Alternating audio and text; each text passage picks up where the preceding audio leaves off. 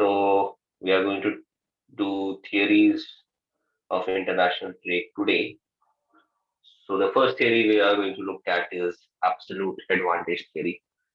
So absolute advantage theory is pretty old and archaic in that what it says is not relevant at all. It's wrong also. It's also wrong. So what it says is that if one country is better at producing good X, the other country is better at producing good Y, then so A country A suppose specializes in production of good X, and country B specializes in production of good Y.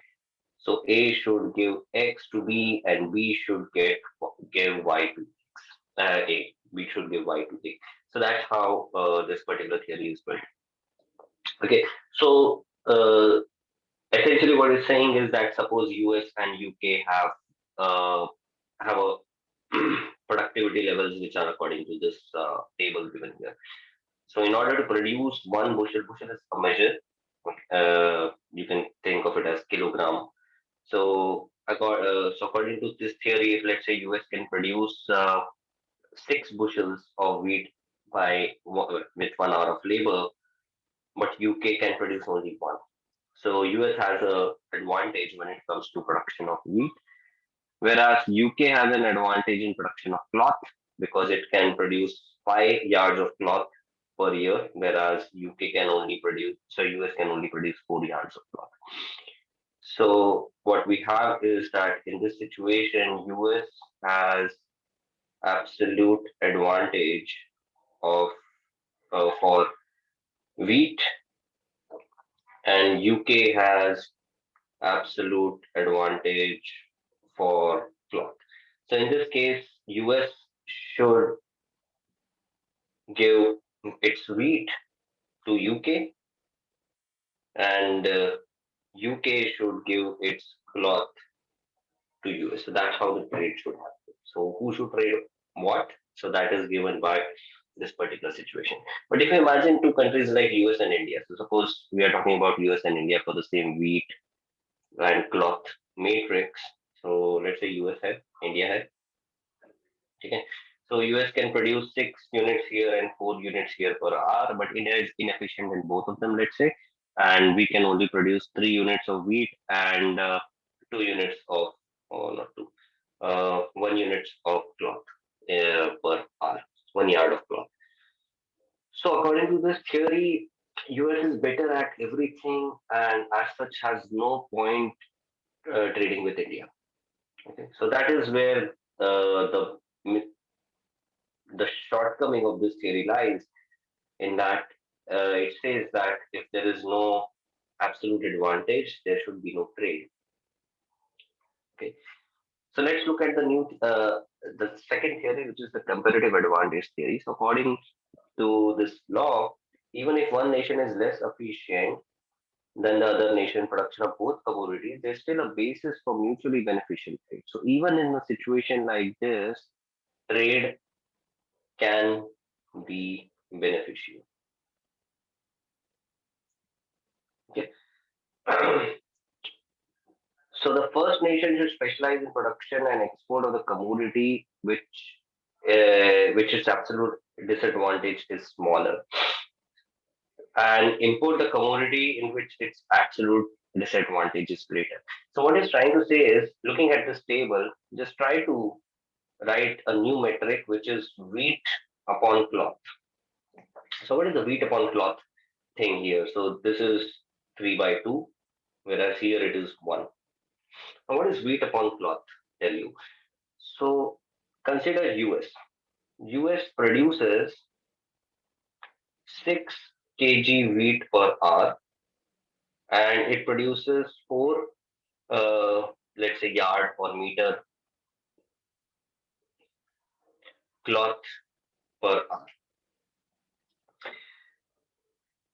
So if it were to give up 1 unit of cloth, suppose it reduces cloth production by 1 unit, then how much can it increase its wheat production by? So if it reduces cloth production by 1 unit, okay, or 1 meter. So how much amount of labor will it save? So suppose the productivity is 4 meter per hour, that is the productivity. So in order to reduce production by 1 meter, how much of labor hours should be reduced? 15 minutes. 15 minutes or 1 by 4 hours.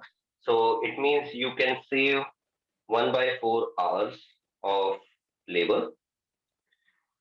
Now, according to this production function, because of 1 by 4 hours of labor, how many kilograms of wheat can you produce?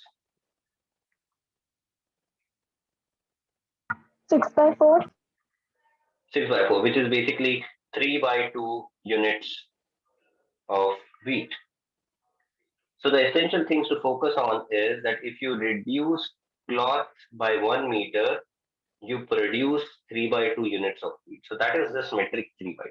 So this 3 by 2 is the ratio, is the amount of additional, sorry,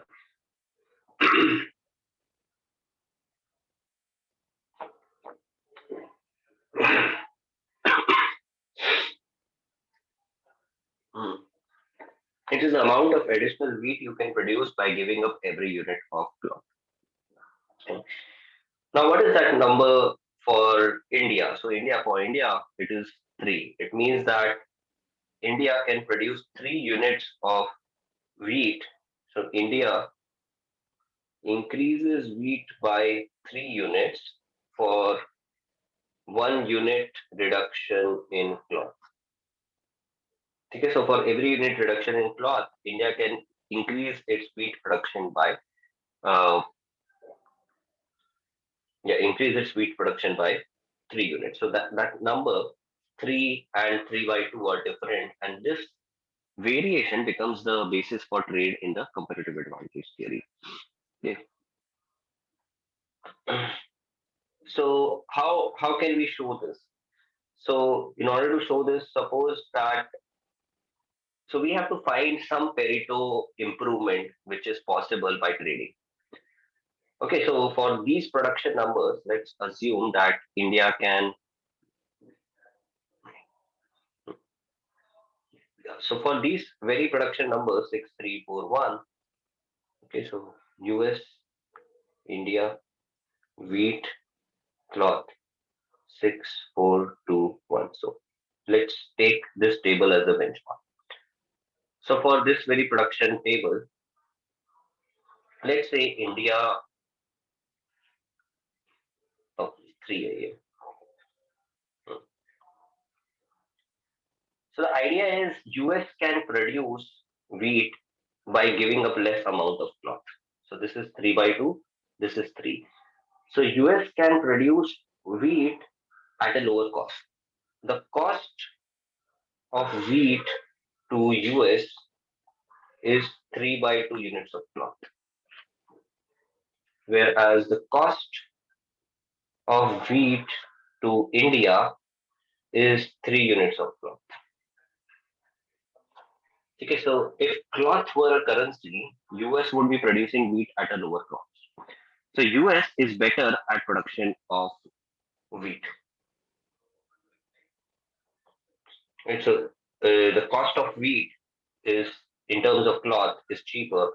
So let's say there are at some production level. So US increases its wheat by, let's suppose, 12 units. Okay, so this implies it will reduce its cloth. Let's say we start with cloth. Let's say US reduces cloth by 12 units. So it will increase wheat by how much? 3 by 2. So that is 18 units. Okay, so let's say US has reduced its production of cloth by 12 units. Now, suppose it wants to meet this 12 units of requirement of cloth. So it has reduced its production of cloth. So it tells to India, okay, you give me 12 units of cloth. So India increases cloth by 12 units. Okay, so In order to increase cloth by 12 units, uh, 3 by 2. Oh wait, sorry, ulta कर दिया मैंने. Sorry. US is more efficient in cloth. Sorry, my bad. US increases cloth by 12 units, so it reduces wheat by 18 units.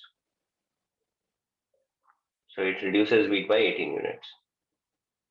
Okay, one way to see this is you can scale them up. So this becomes 6 2. So as you can see, for 6 units of wheat, uh, US can produce 4 units of cloth, whereas for 6 units of wheat, India can only produce 2 units of cloth. So obviously, US is better at cloth as compared to India. So when you equate one of the rows, in this case, the country which has the higher production for the other commodity is more efficient in that production. Anyway, so it has reduced its wheat consumption by production by 18 units. So it orders India. Okay, it places an order with India for 18 units of wheat. So India now increases wheat by 18 units. So that will reduce cloth in India by how much? If it wants to increase production of wheat by 18, so how much of cloth will it need to give up?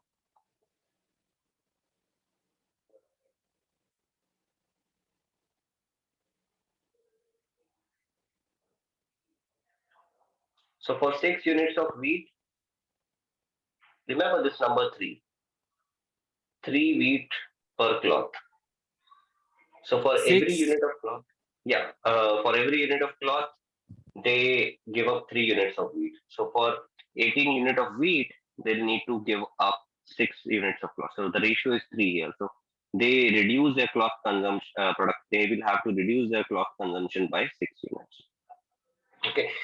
So what India can do now is India can transfer this 18 units to US to put it back on the initial level of wheat consumption, and US has 12 units of uh, 12 extra units of cloth now, so it can give 6 units to India, and it will still have 6 units remaining. So suppose United States ka initial consumption is some um, WU naught and CU naught initially, and India ka is WI naught comma CI naught. So after doing such a trade, so India gives 18 units of wheat and takes back 6 units of cloth. United States will be at wheat is constant. Cloth of United States has gone up by 6, whereas India ke liye it's same as above. So you see, this 6 units of additional production has happened in the economy. Now, how they share is going to be all general equilibrium. We are not going to go into that because that is complicated. Right? कि किस rate पे ये trade होना चाहिए, so that will all be much more complicated. Here we have made a simple case that by specializing in production of one commodity, the overall pie increases. The size of the pie is increasing. How that pie gets shared, that's going to be general equilibrium. Yeah. So this is the basic idea of mm,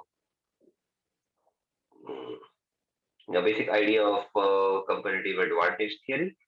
Now, competitive advantage with money.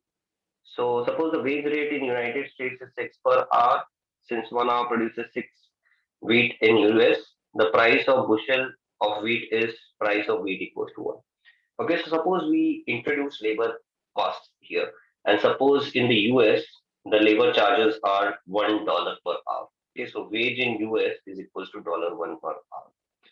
Now, assuming a perfectly competitive market, we can say that marginal production must be equals to marginal cost, and by that logic, the price of wheat must be equal to uh, 1/6, $1/6.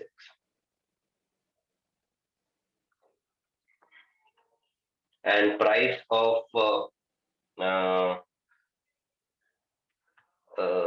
cloth must be equal to, since they are building it, it should be $1/4 because they are producing 4 units of cloth. Remember the table? This is My table 6 and 4. Right? Okay. On the other hand, since 1 hour produces, okay, 6 wheat. Okay, if you assume $6 per hour, then the numbers are different. So I have assumed $1. Suppose the same time wage rate in England is £1 per hour. So the price of wheat will be one, and in the United Kingdom, and price of cloth will be two. So for these numbers, which we have here in this particular table, okay, the corresponding prices for the individual economies, if they are not trading with each other, are going to be these. Okay. Uh, if the exchange rate between pound and dollar is £1 equals to $2. So suppose we fix the exchange rate as £1 is equals to $2. So then after applying the exchange rate, we can write down the prices in the same currency, that is dollars. So when we write down the prices in the same currency, we see that in US, the price is $1. Here it's 1.5. Here it's $2 and one. Okay. So so in this situation, if these are the dollar prices according to the labor prices in different nations, what do you think will happen? Which commodity will get traded from which country to which country?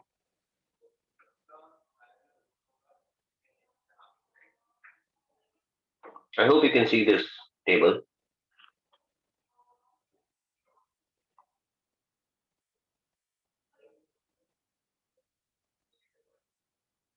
How will the trade happen? What will be the direction of the trade? Obviously, the country where the product is cheaper will export that product. So, what will US export and what will UK export? UK will export cloth. UK will export cloth because cloth is cheaper, so UK will export cloth, and US will export wheat because wheat is cheaper. All right, so this was when exchange rate was $2 uh, per pound. What happens when exchange rate was three? When exchange rate is three, what happens?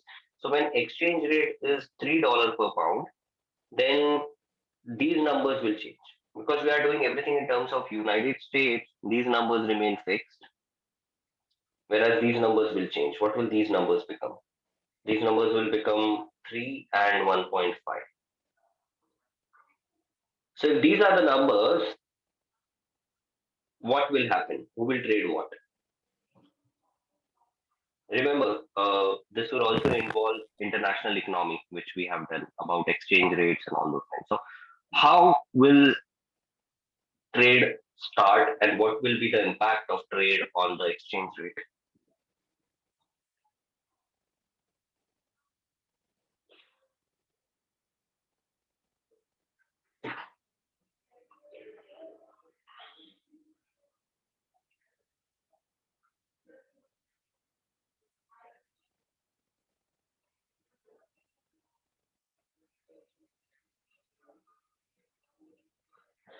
These are dollar prices in you, $3, $1.5. So, who will export what?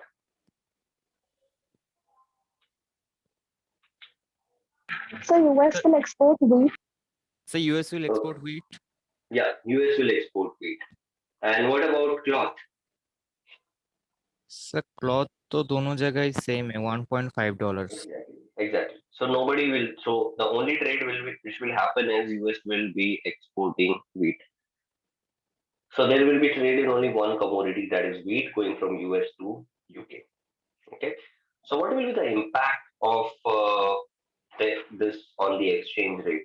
What currency will appreciate? What will depreciate? Remember, the current exchange rate is equals to $3 per pound. So only one commodity is being traded now, that is wheat going from United States to UK. So what will be the impact of that on the currency exchange rate? So the demand for dollars would increase. Would what happen to the what would happen? It will increase or decrease? So increase. Increase, yeah. So US is exporting something. So people in UK will have to pay dollars to them in order to purchase it. So the demand for dollar will increase, which means dollars will appreciate. Dollar will appreciate with the euro. So if dollar appreciates, what will happen to this number three? Will it go up or will it go down?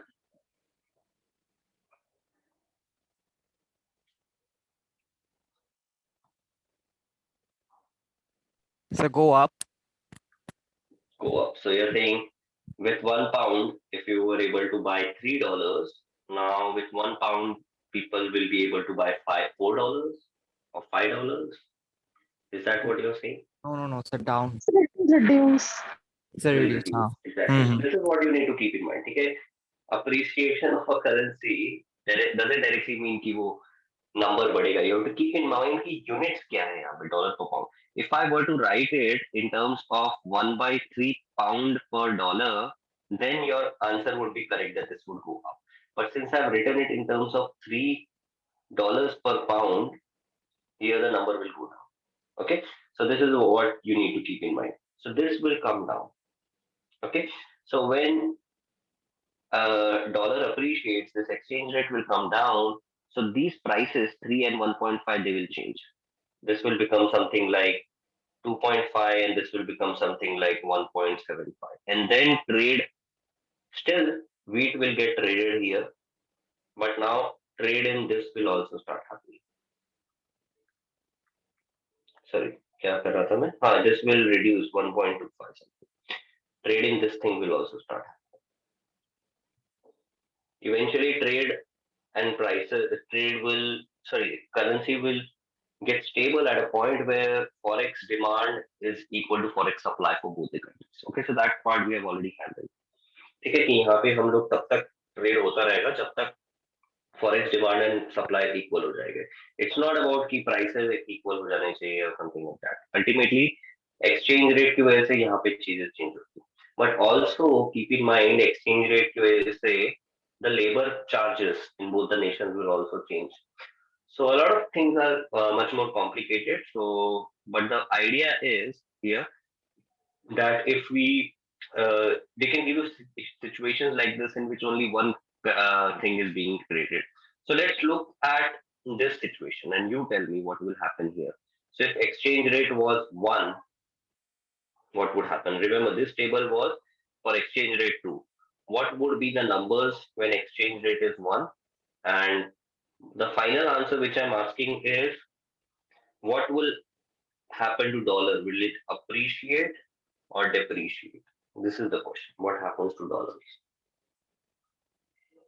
if we start off from a point where exchange rate is 1?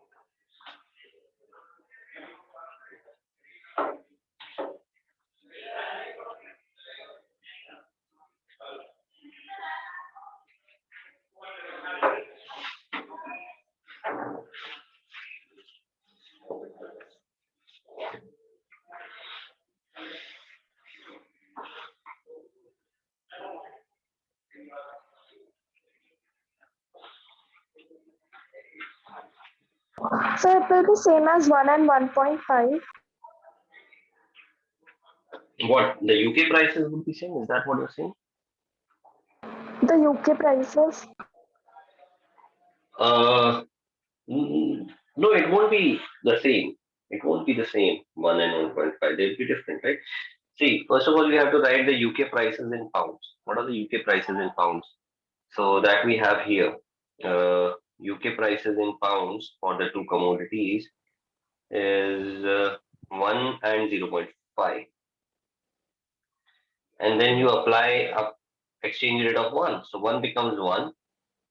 So this will remain as 1. And this will become 0.5. So 1 and 0.5, not 1 and 1.5. So now, which country trades what? Which country exports what? UK exports cloth. UK exports what? So what will happen to dollar if UK is only if US is only importing a commodity and not exporting anything? What will happen to dollar? What will happen to a currency? Depreciate. Dollar depreciates. Dollar depreciates. Yeah. So if you're only importing and not exporting, your currency will depreciate. Okay, so it's as simple as that. Yeah. So so that's what happens to dollars, that it will depreciate. Okay, so in this case, the currency depreciates. Okay. कहाँ तक depreciate होगा? All those things is very complicated. So we'll not go that there. Here we are doing a simplistic case where we equate the price of one commodity and only the second commodity gets traded. So those kind of questions I can expect in exam. Okay. Now next is comparative advantage and opportunity cost. So according to the opportunity cost theory, the cost of commodity is the amount of second commodity that must be given up to release just enough resources to produce one additional unit of first commodity. Okay, so the kind of things we were saying here, 3 wheat per cotton. Okay, so this is the opportunity cost of wheat in terms of cotton. Okay, so if we look at this table here, UK US, okay, then uh, United States must give up two-thirds of a unit of cloth to release just enough resources to produce one additional unit of wheat domestically. Right. So the opportunity cost of wheat is two-thirds of a unit of cloth. Okay, so that's the opportunity cost theory. Okay, so you can find the opportunity cost like we did in this case for India. You can find the different opportunity cost, and a country should produce a particular product whose opportunity cost is lower in that particular nation. So that is the opportunity cost theory. So according to the law of comparative advantage, United States should specialize in producing wheat and export some of it in exchange for British crop. Okay, so this gives the same result as we saw in here in case of assuming some labor charges and some exchange rate. So it's going to be the same thing here. Okay. So the results are same no matter how you try to analyze it. Okay. So instead of labor theory, we are basing it on comparative. Our explanation is based on put this here. That would be, yeah, explanation is based on opportunity cost theory. Now next is production possibility frontier PPF. So the PPF of two countries, it looks like this. Suppose these two countries. So United States का जो production possibility frontier. So what is production possibility frontier? Production possibility frontier basically gives me all different combinations of outputs that I can produce at the maximum while exhausting all the resources or exhausting at least one of the resources. Okay, so it is the outermost uh, curve which is possible to produce. Okay, so this is known as production possibility set, and this is known as production possibility curve or frontier. So the interior is definitely not advisable, because if you can increase production, every country would like to produce more. So all countries will automatically be picking up to produce at a level on the production possibility curve or production possibility frontier. So here we have the production possibility frontier for United States and UK. So as you can see, the production levels for US is flatter because remember the US numbers. If I go back to the table, let me copy it here. So wheat, cloth, US, UK. So 6, 4, 1, 2. So that is how the numbers look.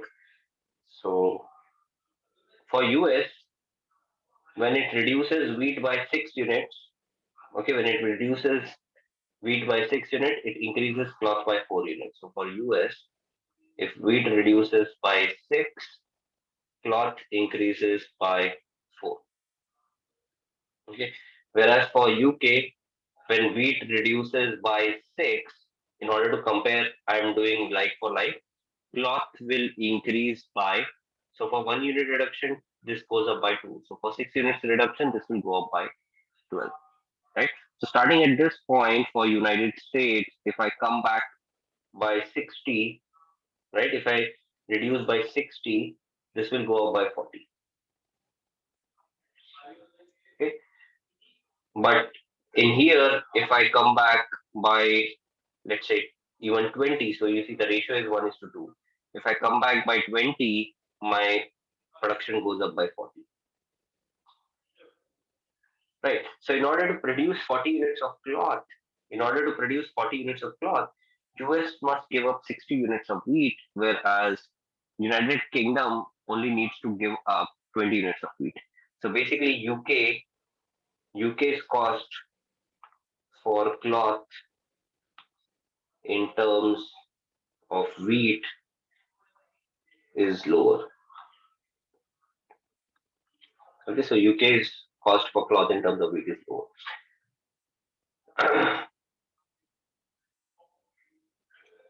Now, these are PPFs, keeping in mind that the countries are not allowed to trade. Now, what happens to the production possibilities frontier if the countries are allowed to trade? So, if you look at US, and let's start from the point where US only produces wheat and no amount of cloth. Now, for every unit of wheat that it produces, right, it need not give up the same amount of cloth because what it can do is it can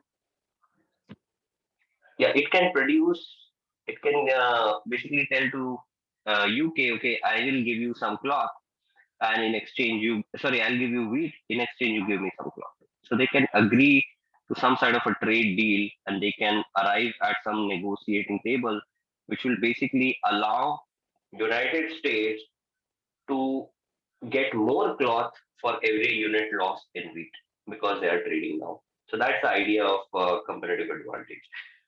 So in this case, if you want to build the overall production possibility frontier here, so the idea is when you're building the overall production possibilities frontier, what you can do is you can start off with a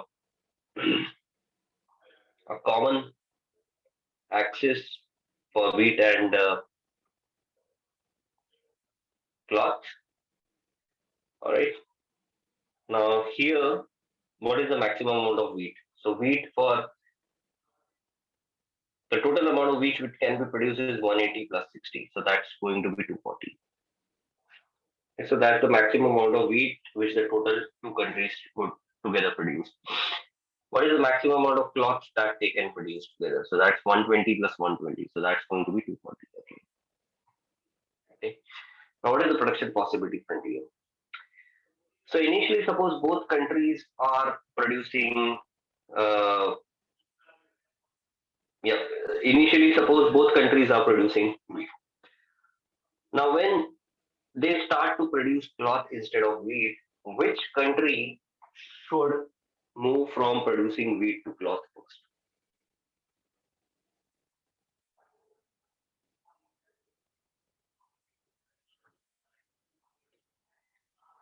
In which country should cloth production initiate if they are open to trading with each other? Which country should move from wheat to cloth first?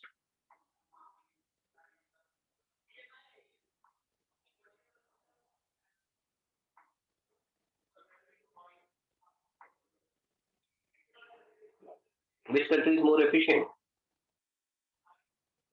These are the numbers. US. Which country is more efficient in production of cloth? I'm here right now. Sir, US? No, not US. See, you have to scale these numbers.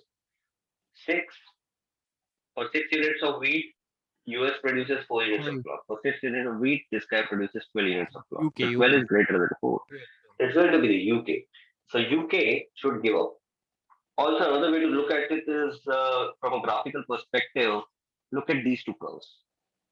Okay, so starting from this point, if United States gives up wheat, the curve will start like this, having a similar slope as to this line. But if UK gives up wheat, the curve will have this slope. So it will start like this. So it's always preferable to have an outward production possibility frontier, right? Because outward PTF means that you get like you're able to produce more. Okay, so that's the graphical thing. So initially, UK should produce cloth. So UK should produce cloth. Now, it should keep doing that till it reaches the maximum capacity of cloth. Okay, so this is the maximum capacity of cloth which you can produce, which is 120. What is the corresponding wheat figure here? What will be the amount of wheat here? So this was 240. Similarly, what will be this number here for which UK reaches its production capacity for cloth? What will be this number? Focus on this curve to give your answer.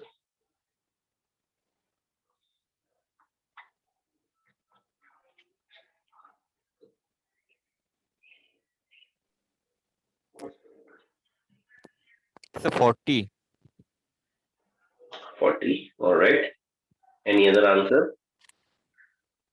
So at this point, UK is producing only cloth and no wheat. And US is producing only wheat and no cloth. So what will be the total production of wheat at this point?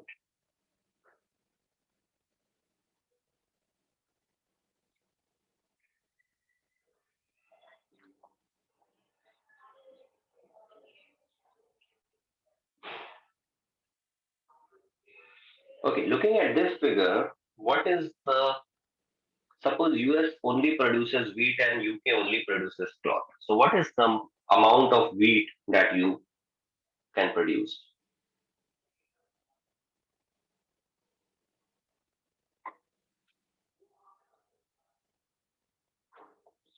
Okay, suppose US only produces wheat. How much wheat will it produce? 180. Exactly. So UK starts giving up its production of wheat and it keeps doing that till it no longer produces wheat and only produces cloth. So this is the point, this point is the one where UK is only producing cloth and US is only producing wheat because it has not started giving up its wheat production yet. So at this point, what's happening here is UK is producing only cloth and US is producing only wheat. So the cloth production 120 comes from UK, whereas the wheat production 180 comes from US. Right? Now, after this point, what will happen is if you want any more cloth, then you will say, I cannot produce any more cloth. I am at my capacity. I am producing at my capacity. I cannot produce any more cloth. So now who will produce more cloth? So additional cloth has to come from US. And then the slope will mimic this slope. Then the slope will mimic this particular slope. And it will look like this. Okay. All right. Alternatively, let's imagine. So this is the case where UK starts producing cloth first. Suppose in the same figure I ask you, starting from this point 240, that is only wheat. Suppose I ask you, what if US gave up wheat first. Suppose US decided to give up wheat first. Then what will the slope be like? Suppose, okay, I know the slopes of these two lines. So let me call this as slope M1 and this as slope M2. Obviously, you can find M1, M2 values very easily. But I'm saying starting from this point, what will be the slope of the production possibility frontier if US gave up wheat production first?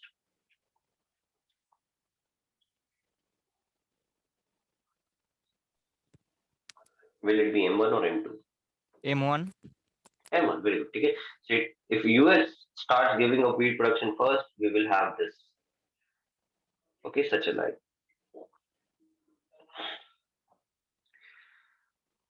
Now, uh, what will be the point of wheat production at which US has completely foregone all wheat production?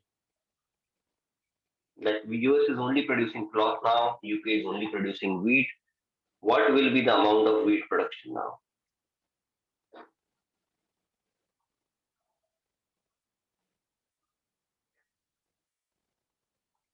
Look at these two figures. These figures will give you the answer. What will be the amount of wheat production if US is only producing cloth and UK is only producing wheat? 120, 60. No, I'm just asking the wheat production. What will be the wheat production if US 60. 60? Exactly 60.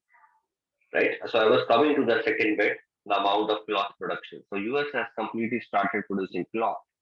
So cloth production is 120, which is same. So it is not that ये हमेशा equal रहेंगे. It's just that here our starting point looks like this, that it is 120 for both of them. So that's why it happens. And after this, you will have a curve like this. Okay. So this would be the production possibility frontier if US were to give up wheat first. Okay, and this would be the production possibility frontier if UK specializes in production of cloth. Obviously, the blue curve here, blue shaded curve is outward, so it is definitely better. So this is the one which is rational. This is the rationally correct production possibility frontier. Okay. Okay.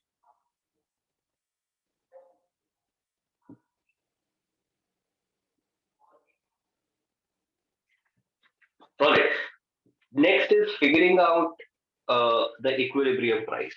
Now, in order to figure out the equilibrium price, we have to know the demand curves, the individual demand curves. So, first of all, what will the supply curve look like? So, supply curve for wheat. So, suppose I want to find price. So, this y-axis is the price of wheat in terms of price of cloth. Okay. So, it is 2 by 3 initially. Why is it 2 by 3? Because that is the slope of the, so let me remove this production possibility for you. So that is the slope of this particular curve. That's why we have this 2 by 3 number. Okay, so this 2 by 3 is nothing but this slope. Where is it? Yeah, this slope. Sorry, ulta kar diya maine. Yeah, it's this slope. Sorry, not this slope. This. Okay, so price of wheat per unit cloth. So that is 2 by 3 in this section. Why? Because initially, who gives up cloth production? Who starts producing wheat? So, production of wheat, if you're starting from this point, US will start producing wheat. Okay. Another way to look at this thing is, let's go back to this table that we have. I should actually copy this table. 6412. Yeah.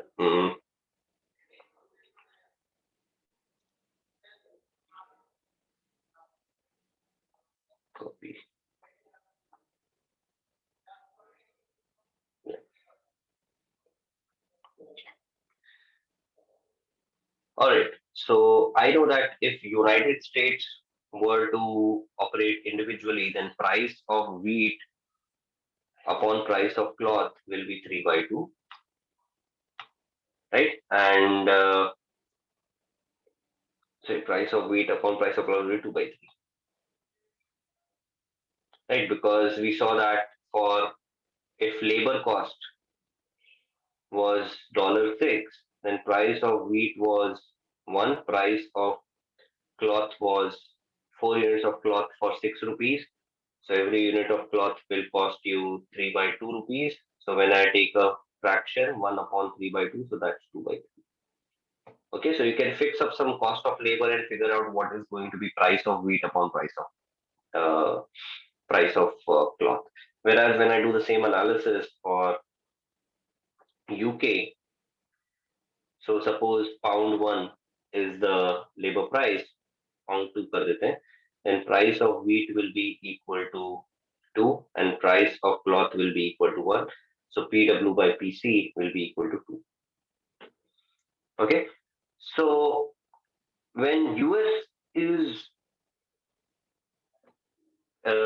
producing wheat and cloth both, in that case, this price will prevail.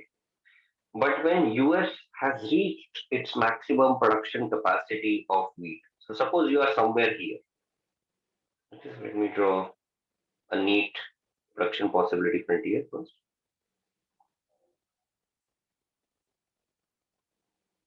Okay. So suppose you are somewhere in this region.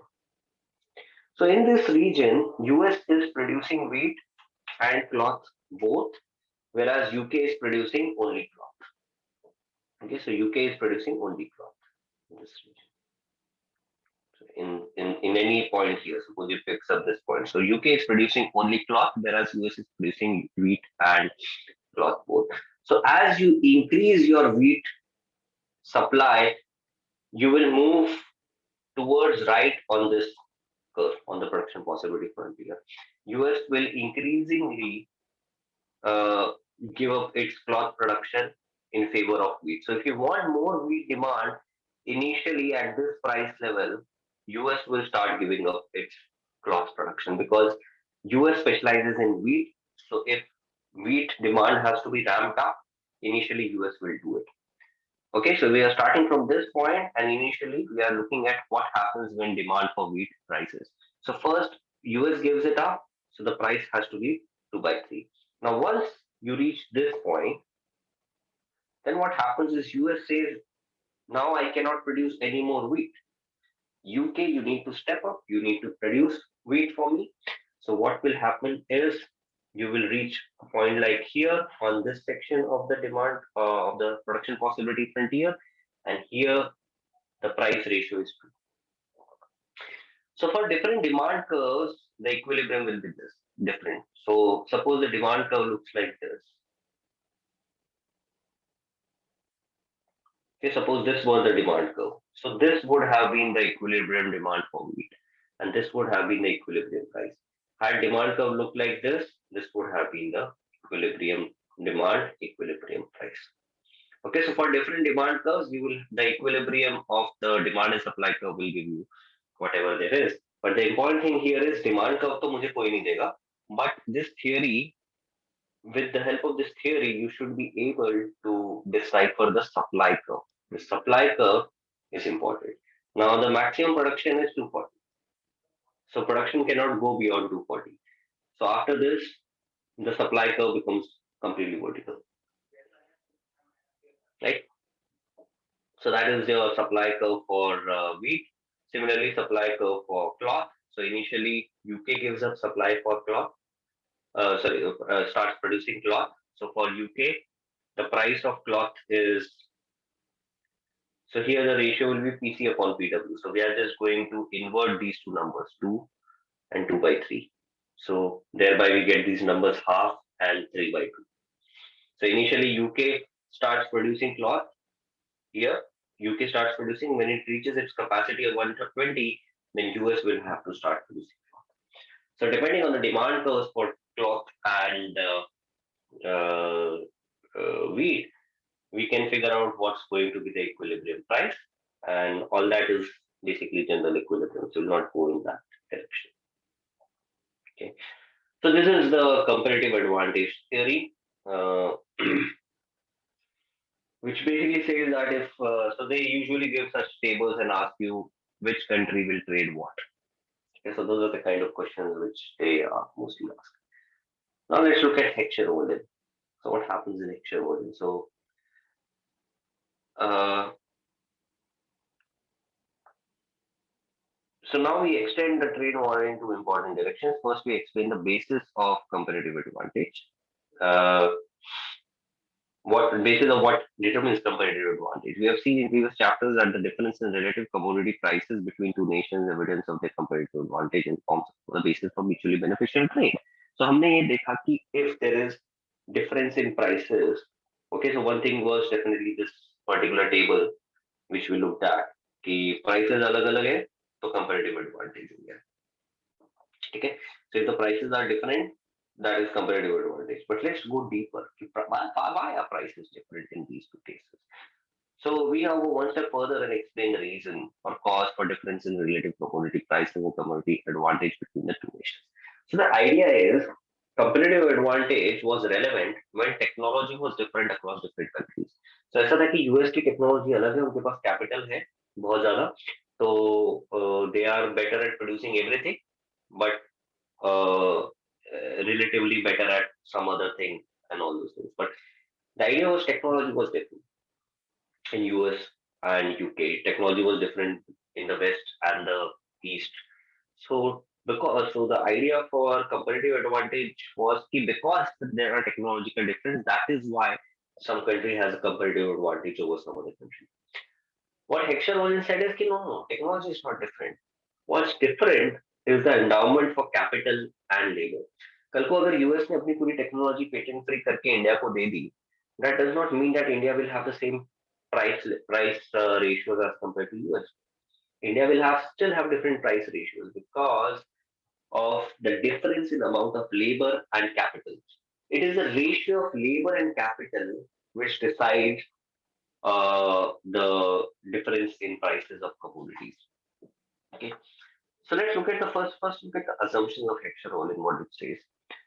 So, to simplifying assumptions, there are two nations. So we'll make some assumptions in order to study a microcosm of the entire thing, the complicated thing. So we don't want to do a very complicated case. We want to do a very simplistic situation. So there are two nations, nation one and two commodities, commodity X and Y, and two factors of production, labor and capital. Okay. So both nations use the same technology in production. Commodity X is labor intensive, commodity Y is capital intensive in both nations. So X you can think of as agriculture, so that is capital intensive. Y you can think of, let's say, IT industry, so that is labor. Sorry, X is labor intensive, which is agriculture. Y is capital intensive, let's say some technical industry, IT industry. Both commodities are produced under constant returns to scale in both nations. So that is another assumption that we are assuming of CRS. There is incomplete specialization in production in both nations. So incomplete specialization means both countries are producing both the commodities. Okay? X and Y is being produced in both the nations. That is what we mean by incomplete specialization. Tastes are equal in both nations. This is very crucial. Okay, so it's not that country A wants more of the people in country A want more of agriculture or people in country B want more of IT products. We are saying preferences are same and there's perfect competition in both commodities and factor markets in both nations. ठीक है, so factor markets में और बाकी चीजों में there's perfect competition. In nation one, the capital labor ratio equals 1 for commodity Y and K by L equals to 1 for commodity X. So K by L in Y equals to 1, K by L in X is 1 by 4. Okay? So this is basically if you want to produce more output of Y, then K by L needs to be equal to 1. Okay? But in X, capital by labor ratio is just 1/4.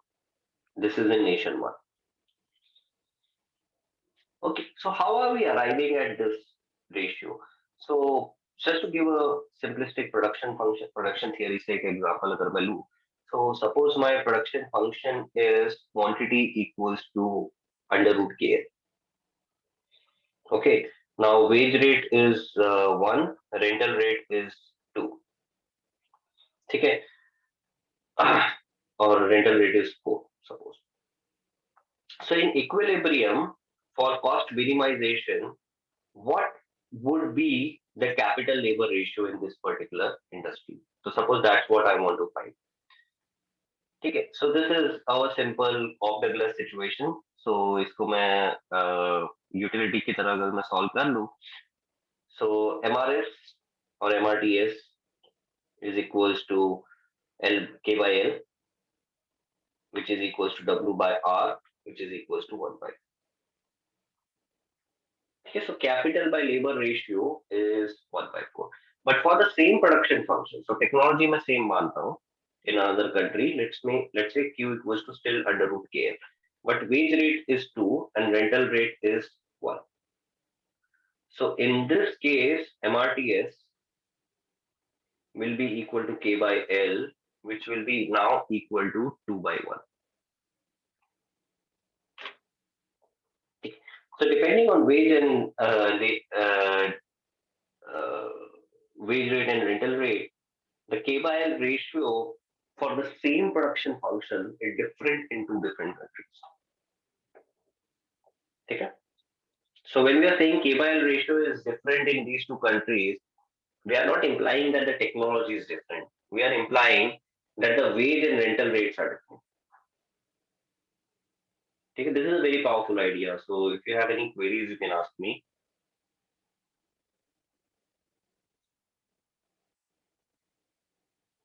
No? Okay.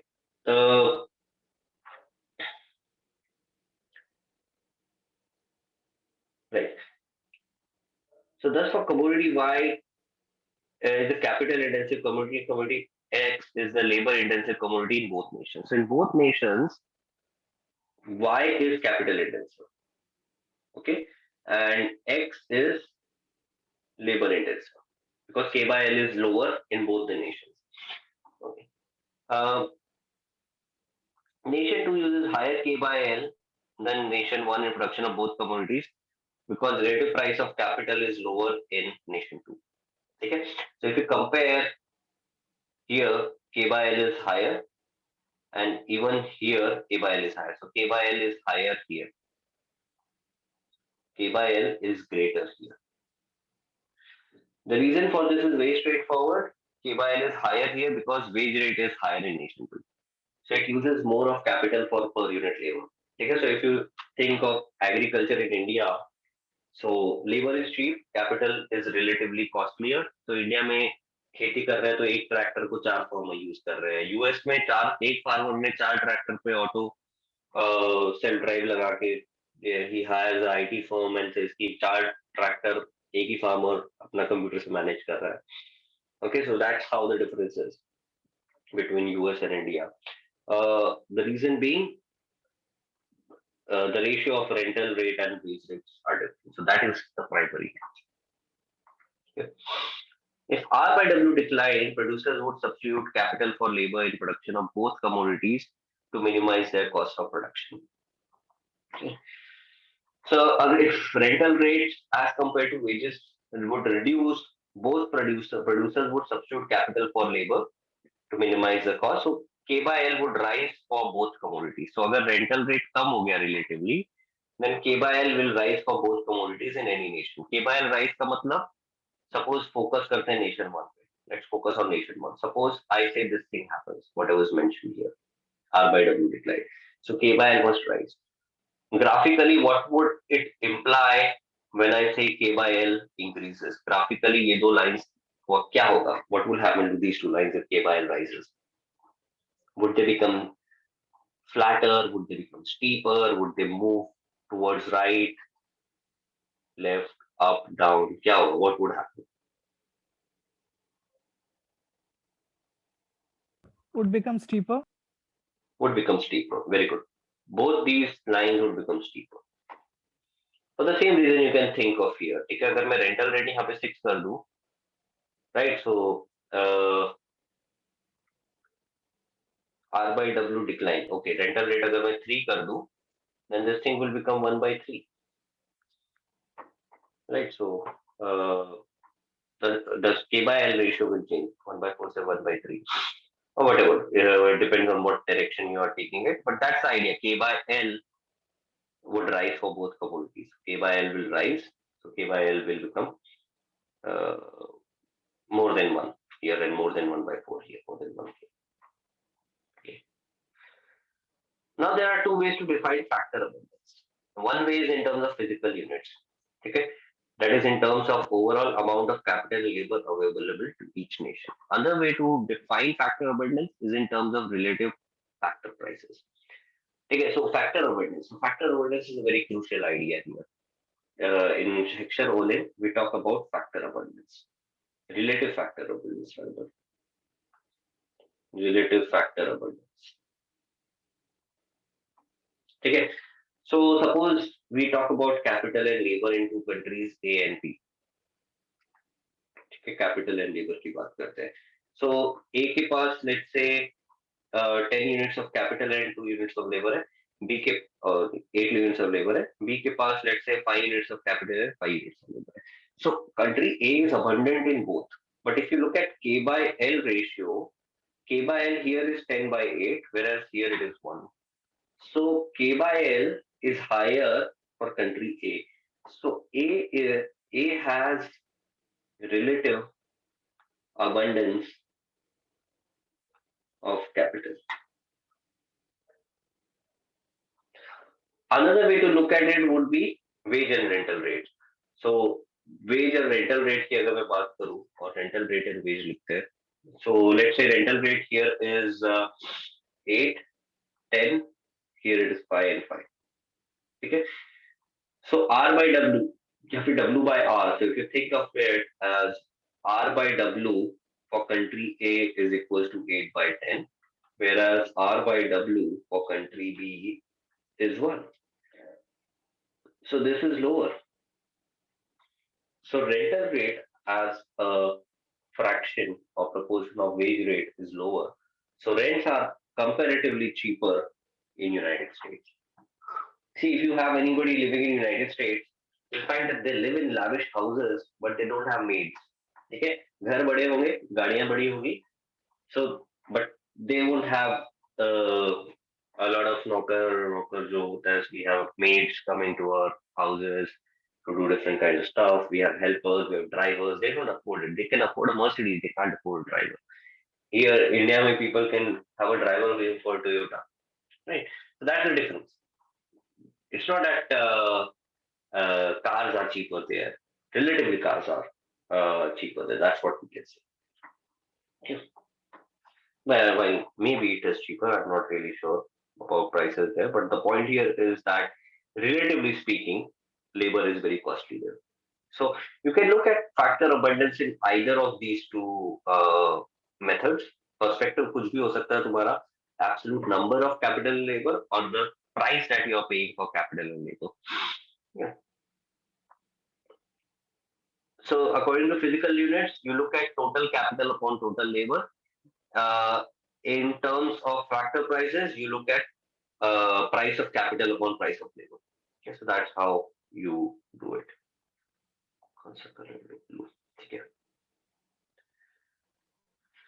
Okay. So this is, let's say, the production possibilities frontier. So how do we define production possibility frontier of the individual nation? So this is the production possibility frontier of the individual nation. Okay, so if they are not trading with each other, this is what the two production possibility frontiers would look like. So nation 2 can produce more of commodity Y and nation 1 can produce more of commodity X. But the rate at which it changes keeps on changing. It's not constant lines as we had in the previous case. It was a little more complicated. So now what? Let's look at heckscher-ohlin theorem. So what does this theorem say? We can state the heckscher-ohlin theorem as follows: the nation will export the commodity whose production requires intensive use of the nation's relatively abundant and cheap factor, and import the commodity whose production requires intensive use of the nation's relatively scarce and expensive factor. Okay. So basically, what it says is, if you are rich in capital, you would be exporting the capital intensive product, and if you're rich, relatively rich in labor, you will be exporting the labor intensive product. Okay, so if you think of US and India, so India has abundance in labor. So what we export is labor oriented technologies, tickets, sorry, labor oriented products, whereas what US exports to us is mostly capital intensive stuff. Okay. A better thing would be India China.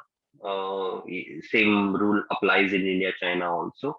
We import gadgets, we import most electronics from there, capital intensive production. What we export to China is mostly agricultural products. So that's a good point. Okay, so how do we do this? So so these are the production possibility frontiers of the two nations. Now, indifference curve one is, yeah, IC one, indifference curve one is common to both nations because of the assumption of equal tastes. Okay, so both nations have the same taste. So the ICs are going to be same. So the blue curves, they represent the ICs of both the countries. So what happens is, without any sort of trade, you would have an indifference curve like this. Okay, the country A will be producing at this point, country B will be producing at this point. Okay, but with trade allowed, what happens is this becomes the production levels, new production level. So these a line which is tangent to both production possibility frontier is important, because that ensures that the marginal rate of substitution, marginal rate of technical substitution is same. The prices must be equal to marginal rate of substitution and technical substitution. Okay, so this same line being tangent here means that the price ratio is equals to MRTS in country A. This tangency here ensures that MRTS in country B is equals to price ratio, and this tangency here with the indifference curve, it ensures that price ratio is equals to MRS of the consumers. So these three identities must hold. Okay, so that is possible only when you have a line which is tangent, simultaneously tangent to both the production possibilities frontier, and then you find the indifference curve on that particular line. So how does it work? How does it work basically?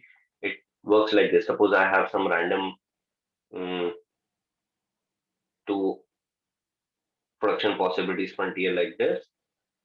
So first thing I'll do is I'll find out what's going to be the trade practice. So the trade line will look like this.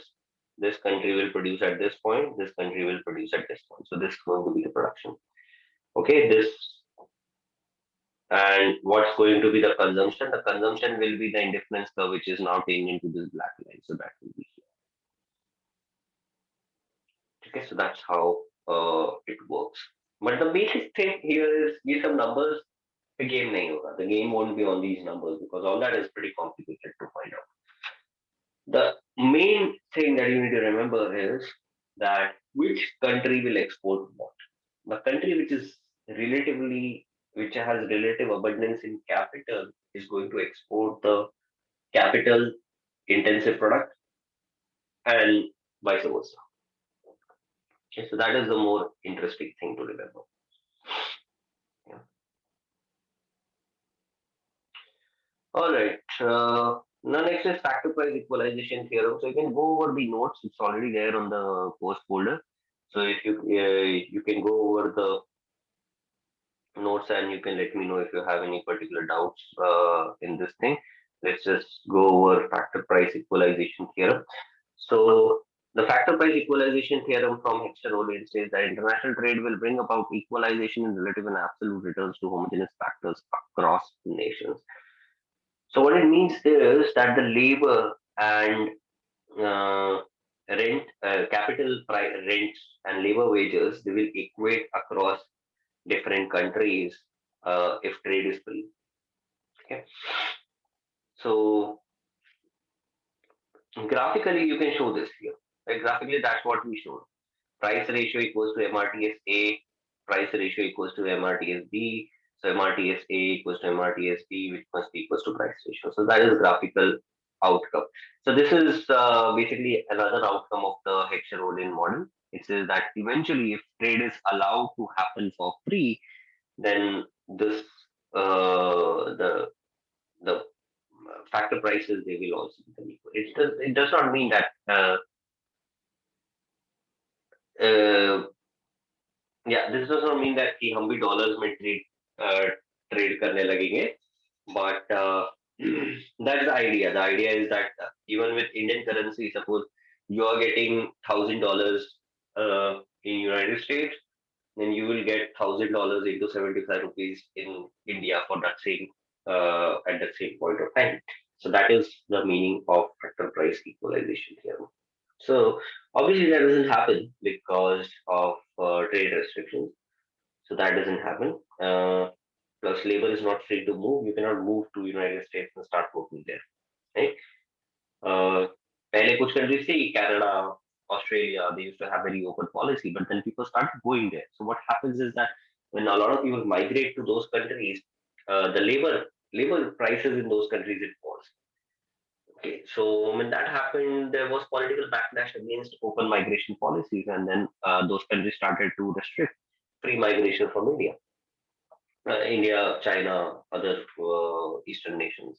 So that's how it is. Okay, uh, yeah. So you can go over the whatever I've typed here. We'll not do the proofs for all these things. It's not really required. All you need to do is, if extra only, you need to remember the assumptions and you need to remember the results. If you are able to remember those, I think that should be sufficient. All right. Okay. So I have started making the solutions for ISI MSQA 2021. I think 2020 is already uploaded. Uh, so so 2021 I'll upload in a couple of more days. I've done PEB part and complete PA part. I think I already have it. I'll look for the solutions and I'll share it. Uh, what else was there? Yeah, we have to have a discussion on exchange economy. So let's do that next week. Okay, next week we can have exchange economy and growth model also. Let me handle next week. What else is remaining? Do we have anything else remaining apart No, from sir. econometrics? We need doubt sessions. Okay, fine. What DAO sessions for what topic? Sir मैंने production theory uncertainty and partial equilibrium के सारे पास papers के ISI के, तो उसमें से थोड़ा doubt है, इन तीनों चैप्टर्स में से कुछ कुछ क्वेश्चंस में डाउट है. ठीक है, तो गेम थियरी कौन सा बोला तुमने? Can you repeat? Production theory, ठीक है, तो कल प्रोड्यूसर अनसर्टेन. थियरी का ले लें. Okay okay. कल ले सकते हैं प्रोड्यूसर थियरी का. So I will post it on the group. If everybody is okay we can have it tomorrow. Tomorrow थोड़ा जल्दी हो जाएगा actually. I so the think I day need after to read tomorrow. The Monday seems difficult. Maybe let's say Tuesday or Wednesday. I'll try. Okay Okay, sir, so okay sir. let's tentatively put it for Tuesday so that people can do it by Tuesday. If Tuesday is not possible, I'll put it on Wednesday. Okay Okay, sir. Okay and sir. okay, so that is for Wednesday or Tuesday, and next Saturday we'll take the next topic you mentioned. What is that? Sir growth models, sir No, no, no, technology no. वाला part बाकी है. I know growth models. I've not made the notes. I'll do that. I'm still a little optimistic कि शायद मुझे notes मिल जाए because I'm unable to find the sources जिससे मैंने notes बनाए थे. That is the issue. I tried looking for the sources but मिल नहीं रहे मुझे. Anyway, uh, what I was saying is what's the next topic you mentioned after producer theory? Sir uncertainty and partial equilibrium, general equilibrium का solution भी बाकी है. Yeah, general equilibrium solutions also I'll give you. So uncertainty we have only done past तो years. एक question में शायद doubt है sir, ज्यादा डाउट्स नहीं है वहाँ पे. ठीक है, for एक दो uncertainty. क्वेश्चंस. हाँ हाँ. ठीक है, so we'll club it with general equilibrium next week. ठीक है, okay so sir. we'll do that. So this week we'll take producer theory and next week we'll take general equilibrium and your uncertainty. ठीक है. Okay, so I've already sir sir uploaded sir. a lot of mock tests, so you can start going hello through them.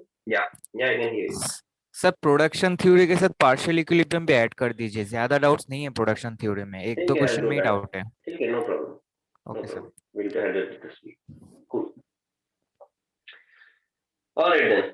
So let's meet again this Tuesday or Wednesday to take the down section. Okay All sir, right. Thank you Take sir. care. Bye.